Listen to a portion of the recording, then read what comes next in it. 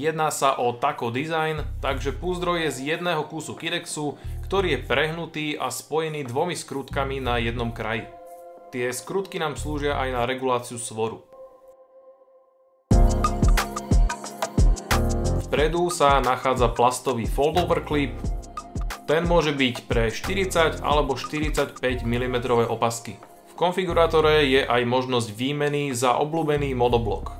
Super je, že zásobník sa dá nosiť aj strelou dopredu, aj strelou dozadu. Púzdro je kompatibilné aj so zásobníkmi ETS alebo Magpul. Primárne je určené pre nosenie na 11. alebo 1 hodine, teda vpredu. Tasí sa z neho bez problémov, vkladanie zásobníka je tiež OK. Nosiť je možné ho samozrejme aj na 3. alebo 4. hodine, tam je to ale oveľa menej pohodlné.